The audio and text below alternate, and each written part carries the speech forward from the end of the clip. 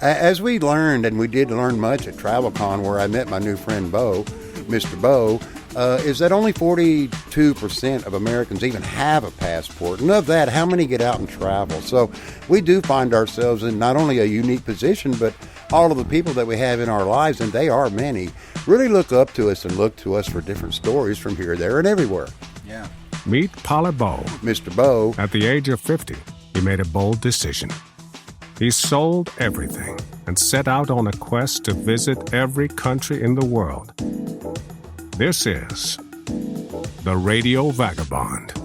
Hi guys, and welcome back to Texas. In this episode, I'm taking you to the fourth biggest city in the US, and the city which name was the first and the last word spoken from the moon. I'm visiting one of the most iconic places here, and a place that really put the city on the map when NASA started going to space. It's not a mock-up nor a museum exhibit. This is the real deal. I'm also going to stay with two Texans in a trailer park, but first I needed a car to take me there, and I thought I might as well go in style. Hey! This is the Radio Vagabond, episode 195, and my name is Paula Bo. Paula? Houston, we have a How do you pronounce podcast. Gary. Mine's more straightforward to an Englishman. I'm in Cedar Park in the northern part of Austin to pick up my rental car. It's a beautiful residential neighborhood with nicely trimmed lawns. My Uber drops me off at one of the houses where I meet Gary, the owner of the car. It's a neat little car you have. Yeah, so I just bought it because I wanted to have a fun little car, and I thought, let me try and rent it out on Turo as well. Yeah. And so you're the first renter. So I bet you're wondering why I'm getting a car at a private home and not at Hertz, Avis, or one of the other big car rental companies. So let me explain a bit and pay close attention because this is a cool travel tip. I'm using Turo. And what is Turo, you may ask? In a few words, it's like Airbnb for rental cars. An online platform where people can rent out their own car to strangers. So it's a great alternative to traditional car renting companies. The owners, like Gary, list their cars with Turo, and renters, like me, can search the site and rent them for a daily price set by the owners. It's my first time using Turo, but not the last. First, I was looking at the normal car renting companies, and then I tried looking on Turo.com, and this little cute sports car came up, and at a fraction of the price I'd just been looking at before. It seemed almost too good to be true, but it wasn't. It's a black two-seater sports car where the roof falls back at the push of a button. It's just something I had to try, so I booked it, and here I am in front of the car chatting to Gary. So Gary, why did you buy this car? I am a car lover. I've never had a small Miata, and these are kind of legendary. You know, they have a cult following, these small, inexpensive, sporty cars. So I always wanted to have one of these. I've never had a convertible, and so I wanted to get a convertible, especially for the good weather here in Austin. And Turo made sense because in the times that I'm not using it, I can rent it out to someone else and potentially make a few dollars. But if I were to buy a baby like that, to have random strangers driving in your darling baby, it's not a darling baby, right? Okay. I mean, I bought it knowing that I was going to be renting it out on Turo, right? Okay. And at the end of the day, it is just a machine, right? It's everything can be fixed. Yeah. Happiness is not tied to a piece of metal for me, anyway. No. And it's the first time you've done it? Very first time, just like you. And you expect to get interviewed every time you rent a car from now. That's hopefully by an interesting Danish man. Yes, I hope so. Okay, I will take so good care of it. Very good. Yeah. Then I'll see you on Sunday around noon. Exactly. Okay. Yeah. Very good. Thank you, Palle. Thank you. Enjoy. You have my number. Call me if you have any questions. I will. On my first few days in Austin, I was attending another travel bloggers conference, and one night, over a few beers, at one of the social events, I met Ed and Jeannie, a couple from Houston. We got along swell, as they say here, and at the end of the night, Ed said that if I needed a place to stay for a few days in Houston, I could stay with them in a trailer park. I wasn't sure if it was the beer talking, but I took him up on his word and said that I would love to do that. So here I was, in a little, open-top two-seater sports car. It's a 2.5 hours drive, and I had a blast. I felt like a rock star, even though it was a bit scary being all the way down that close to the road with huge 20-ton Texas trucks driving alongside me, hardly being able to see me down there. I felt like I was driving a go-kart, and I could easily drive under them without any problems. But no, I didn't try. I don't know if you can imagine, but the car made eyes turn as I was slowly making my way through the trailer park to Jeannie and Ed's trailer that was going to be my home for the next couple of days. Ed is a tall Texan, so everybody calls him Big Ed. And as I arrived, I was greeted by Big Ed and his friend Randy, who was on the front porch having a few cold ones, and a cute little white dog called Yogi Bear. Boy, look at you. Fucking pimping, man. That's great. I can't believe you found us. I got this on Turo. Oh, for what? Yogi? It was the cheapest one. It was cheaper than any rental I could find. Oh my God. So, hi. Well, you bought it, huh? No, I rented it. Oh, okay. Yeah. But that's nice, man. Yeah. I like that. I had to push it, the top comes off. It's so cool. This trailer is big, 16 by 80 feet. That's 5 by 24 meters. And if you didn't know, you would think it was a normal little house, especially when you step inside. It's got a corridor and several rooms, including 2 bathrooms. So it's not the kind of caravan you would hook up to your car to go on a summer vacation. Well, maybe here in Texas with a big-ass truck in front of it. But this one hasn't been moved since it got here years ago. Big Ed's retired, and since he doesn't have to get up early, he likes to stay up late watching sport or Fox News on their big flat-screen TV. And I mean easily till 3 or 4 o'clock at night. And Jeannie will go to bed earlier. She's still working, or was at the time of the recording. She just retired here in 2021. So for Ed not to wake her up in the middle of the night, they have separate bedrooms. But while I'm here, Ed's letting me have his bedroom and will sneak into Jeannie's big waterbed, which he doesn't seem to mind. As the sun is slowly setting and it started to rain, I sit down with Ed for a chat, and that's in a minute when the program continues. Stay with us. This is the Radio Vagabond Podcast. Life is short, and there is so much to explore. I won't let a second go to waste. Yeah, time goes fast. I better step it up now. Take some chances, cut some ropes. Ooh, ain't gonna wait much longer. There will be no sleep tonight. I'll chase my dreams while I'm still young and single. Nothing's gonna stop me, no. I have to run, 'cause life is now. This episode is brought to you in part by Hotels25.com. Whenever you need a hotel anywhere in the world, go to Hotels25.com. That would get you the best price. Hotels25.com searches a bunch of the biggest hotel sites in one simple search. Hotels25.com. We're here on the front porch now, and the rain is... you might be able to hear it on the tin roof. Big Ed, where are we? We are in Houston, Texas, actually, and we're getting a little bit of rain here today, which kept me from doing my ever so not famous Houston spare ribs on the grill. We're going to do that tomorrow. But I'm so happy to have my new friend, Mr. Bo, here with me this evening.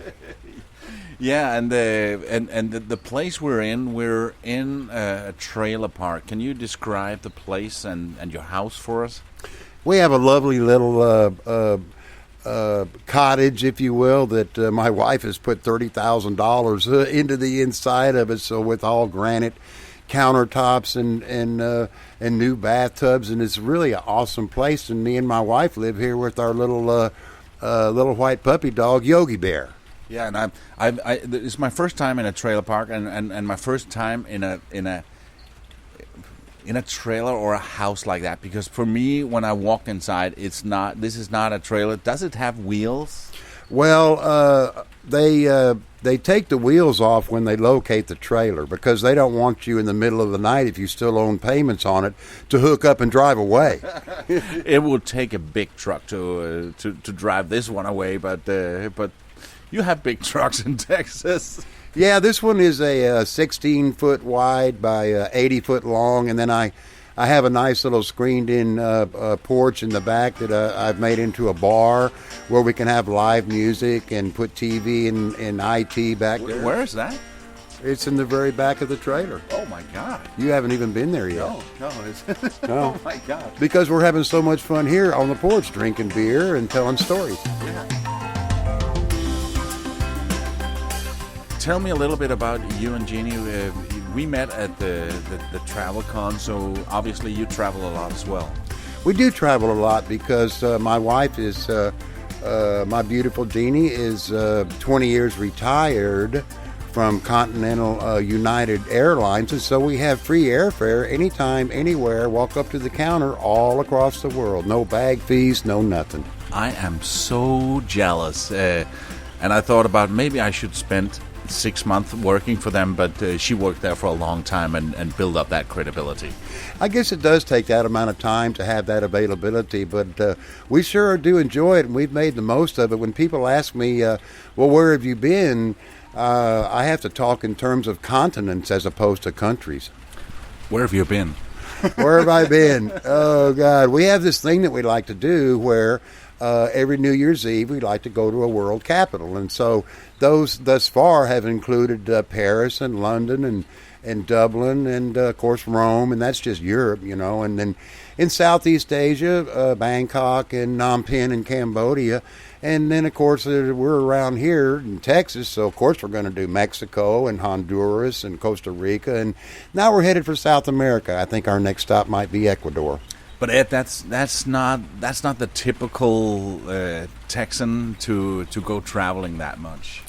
As we learned, and we did learn much at TravelCon, where I met my new friend Bo, Mr. Bo, is that only 42% of Americans even have a passport. And of that, how many get out and travel? So we do find ourselves in not only a unique position, but all of the people that we have in our lives, and they are many, really look up to us and look to us for different stories from here, there, and everywhere.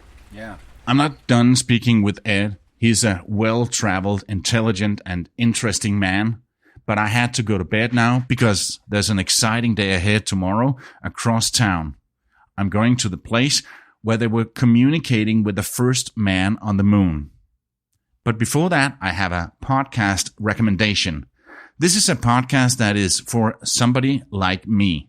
Someone where the kids have left the house and you've become an empty nester. Or as Tessie and Amir calls it, an open nester. Hello, Radio Vagabond listeners. Hey, we are big Polybo fans. Ideally, we're all on our journey, just like Polly, to a life we design. Whether you have kids or an empty nester, we invite you to check out our podcast, The Open Nesters. Our unique podcast explores personal, intellectual, physical, sexual, and spiritual journeys of life as we reinvent ourselves at this stage of life we call Act 3. Palebo is an inspiring traveling nomad as this open nester, and you can hear him as we interview him on episode 10. And if you like to hear from others who are writing Act 3 of their lives, please join us every week for a new episode, which is available on every podcast platform and on theopennesters.com. I'm Amir. And I'm Tessa, and we'd love to have you with us on the journey. We feel certain it will also become yours. Visit theopennesters.com. The Radio Vagabond. Gotta keep moving. In front of me, there's a big jumbo jet. And on the roof of that jumbo jet is a space shuttle. I have arrived to Space Center Houston. This is where NASA are showing off their all their different things in the space program. It was quite a drive. I live in the northwestern part of Houston and drove here to the southeastern part. So I went through the city. Big freeways. This is really a big city. It's number 4 in the U.S. and so huge. And I only missed one turnoff, which set me back around 10 minutes. But other than that, it was a smooth drive, about an hour and 15 minutes. And now I'm standing in line to get into Space Center Houston. And I'm so looking forward to that. Since the opening in 1992, Space Center Houston has welcomed more than 22 million people. They host nearly 1.25 million visitors annually in its 250,000 square foot educational complex. That's more than 23,000 square meters. Known around the world as the home of NASA Mission Control, International Space Station Mission Control, and astronaut training.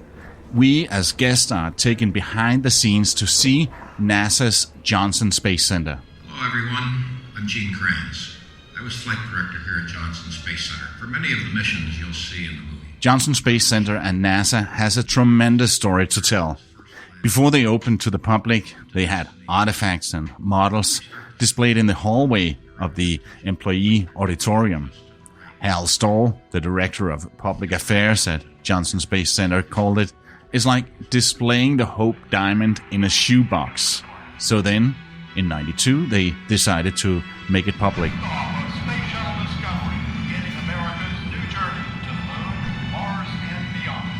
After an introduction film, I went on their NASA tram tour, where we went around the area, and one of the things that impressed me the most was to see the real Saturn V rocket. It's displayed vertically in a big warehouse.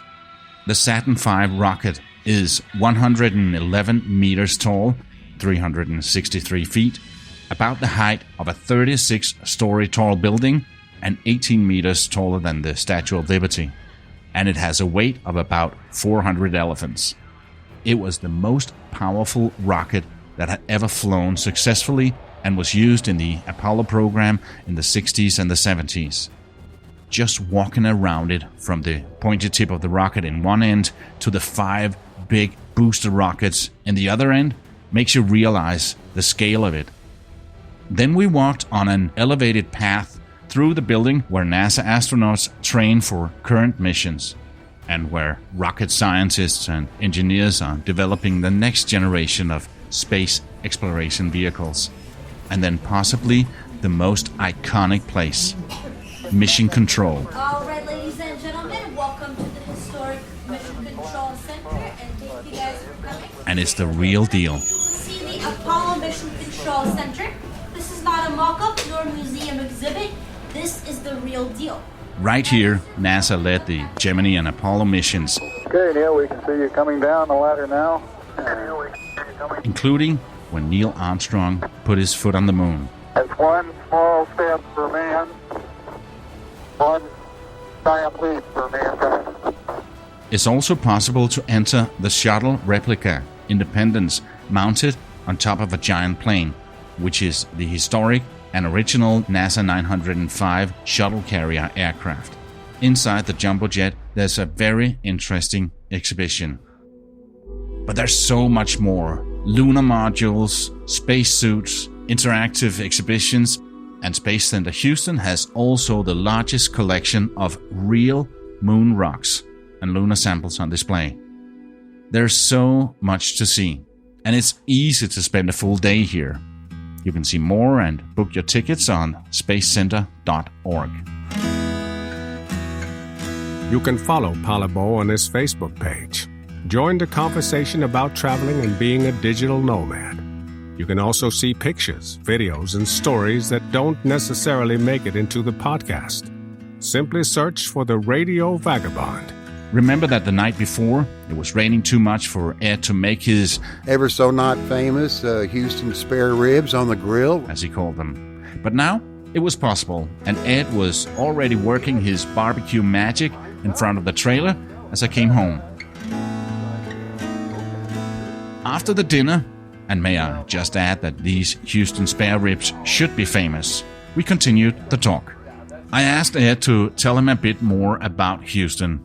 And having lived here since 1954, when he was 5 years old and still little Ed, he's been here so long that he can't really say much bad about it. That's kind of a loaded question, man. Houston has just now become the fourth largest city in the U.S., having just passed up Philadelphia. So it's New York, L.A., Chicago, and then now Houston, which is the largest. And Houston is not really a vacation destination per se. It's just a great big city that makes a lot of money. Yeah. And today I was at the Space Center because when I think of Houston, obviously I would think something with NASA and space. So that's a big part of the history that put Houston on the map. It clearly is, and that was, of course, John F. Kennedy back in probably 1962 when out there in Clear Lake they first opened up, and I don't know why they chose Houston, but they did. For NASA and the research and development to land on the moon that JFK began, but it created an incredible amount of cash flow for that part of Houston and for the future of Houston as regards NASA and even missions to Mars that are now being talked about down there. Yeah, and actually the first and the last words spoken from the surface of the moon was the word Houston. Houston, Tranquility Base here, the Eagle has landed, was the first one, and I think the last sentence was we're going home, Houston, or something like that. It was the very last word as well, so Houston is really on the map in that way. I don't know how we garnered all of that kind of really cool attention, but you can't take it away from us now. Yeah. You already said it from the moon. Yeah, and Houston, we have a problem. Though there was that one too, Apollo 13, but they got the boys back somehow. Way before the age of computers and internet, they still got the boys back. Yeah. All those guys, as I was growing up, and I moved to Houston in 1954. I was born in 1949, so in 62, 63, all those astronauts were all of our heroes around here, and we all are well aware of everything and every development all along the way down here in Texas. Well, then again, when we're talking about Texas, there's a phrase saying it's as big as Texas. So Texas is huge. And so when we go overseas and stuff, I'm talking about, they say, where are you from? I never say the U.S. I always just say Texas, and everybody knows. Remember the Alamo, right? Where's your cowboy hat? At my age, I still have hair, which is odd, and I love my hair, and I'm not going to mess it up with a big old cowboy hat. That does not mean that I have not been a horse owner in my life and a bar owner, because I think before everyone dies, they should at least own a racehorse and run a bar. Remember the episode from Maine where I got into trouble for talking politics? Here, with Ed, the conversations are interesting and with a lot of respect for each other. Ed knows that I'm probably not a big Trump fan, and I knew that he probably is. And still, we could talk about what's going on in the world with the respect that we probably won't agree on everything. A chat about that coming up next. This episode is brought to you in part by this website called Hotels25.com. If you're a regular listener, you have heard me mention this before, and I can't say this enough. This is a cool website. It helps you find the cheapest hotel rooms around the world. Hotels25.com. You should try it out. It actually works. The Radio Vagabond. Gotta keep moving. When we met at TravelCon, and you told me how old you were, I was surprised because you retired, and when you told me that, I was like, well, why? Well, maybe I got some good genes, being almost 100% Latvian. I'm a big Latvian. I'm a big North European guy, just like my new friend Mr. Bo here, who is a Denmarkian. Wrong word. And we have a lot of commonality, not by only traveling the world, but even though our politics may come and go between us, we don't hold it against one another because we're grown people. Yeah, exactly. And we're in a red state, and we might not agree on everything, but I enjoy the conversation of politics. Is that the same way all over the U.S.? Because I have this feeling coming in, traveling around the U.S. as a European, that sometimes when it comes to politics, it gets very heated, and people, even in families, have unfriended each other. It's most unfortunate recently. I mean, there's always been tit for tat along the way, but somehow along the way we've all managed to come together in the middle for the betterment of the people of this country, so to speak. But now there are so many special interests in the government. Everybody is so bought and paid for. Now, this is not unusual to the U.S. I'm sure you got this going on in the U.K. and everywhere else where these people, these special interest groups, are paying everybody to represent their interests up there without any regard for the local population. But it's become more divided the last couple of years between red and blue. It's not something you would bring up at a dinner conversation. I've got this new thing that I do where I pretty much tell myself that in the end I really don't even care what I think about stuff, and so I don't like to talk just to hear myself talk, and so I very rarely am encouraged to speak my mind about stuff, even though I'm not intimidated to do so. I just don't see any measure in it. No.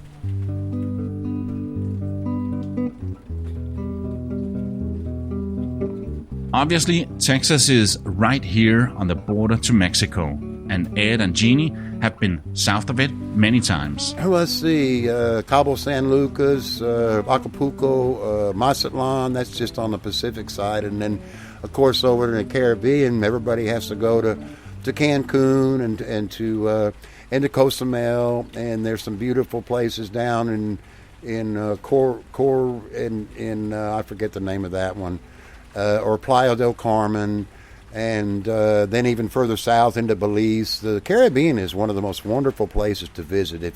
And being in Houston, I mean, on the airplane to get to Belize from here, it's not even enough time to watch a whole movie. It's less than 2 hours. Yeah, and you've been to Belize a number of times as well, I hear. We really like Belize. We have some islands out off. That's something that's not been on my radar. Yeah, it wasn't on mine either, and we went to Belize originally. It's an incredible country because it was a British colony until 1984, and it was called British Honduras, in fact. And when the British left and they gave it back to the people after they took all their trees and all their natural resources, which is what the British do, they named it Belize, and they've got some Mayan ruins there and stuff. We were going to go there to see that and ended up at this little island called Key Cocker, which is so amazing. There's no vehicles. It's just golf carts and bicycles. And we fell in love with it so much, we've been back there 12 times already. Oh, my God.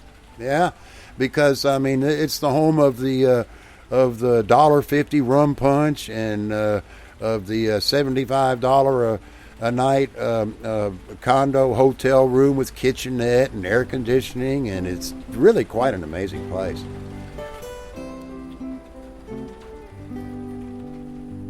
Let me hear a little bit about your bucket list for you and Jeannie. Where are you thinking of going? Well, one of our things, Jeannie brought it up, and because I'll tell you, who knew that there was airport and stuff like that on Easter Island where the Moai, the statues are over there, way off the coast, about a 5-hour flight of Chile, actually. And so we were going to fly down to Chile, to like Valparaiso or something, and which is free for us, and then take a jump plane, which is about 5 hours, a prop plane, to Easter Island and enjoy that there and see all that stuff, and then take another prop plane, if you can believe it or not, to Tahiti, which is just a little further away in the Pacific from Easter Island. And then, if you can believe this or not, our airline, United Airlines, has a nonstop flight back from Tahiti to Houston. So we're like, wow, that's almost as easy to do, even though even as difficult as it may sound, as anything we've ever done so far. It sounds like just an amazing thing. As I have found, getting out this way is to not be thinking about going places in terms of what if something happens, but moreover, whether it be Phnom Penh or Thailand or Bangkok, but moreover be thinking, what are we going to see? What are we going to learn? How many wonderful people. I can tell you one thing about Cambodia that I liked in Siem Reap. It was the home of the 2 beers for $1. Now, who doesn't want 2 beers for $1? Ed, it's been wonderful being here, and thank you so much for your generosity and your hospitality, and I really enjoyed it. Well, thanks for bringing the 6-pack of Denmarkian beer home tonight. I found some Carlsberg. Very wonderful indeed, and thank you very kindly also for coming by and bringing all your expertise of your trips around the world. I'm staying a bit longer here in Houston, and in the next episode, I'll visit one of the locals and an old friend of mine. His name is Doug Harris, and he's an amazing person that I've known for many years. We've even seen many other parts of the world together. Purely in the interest of camaraderie and economics, we ended up sharing a hotel room in London. But then our paths crossed in Mumbai, which was a fascinating place. So we've certainly been in some adventurous places together. That's next week on the Radio Vagabond. So now it's goodbye to Jeannie and Big Ed and off to another part of this huge city. My name is Palabo, and I gotta keep moving. See ya. Produced by RadioGuru.co.uk.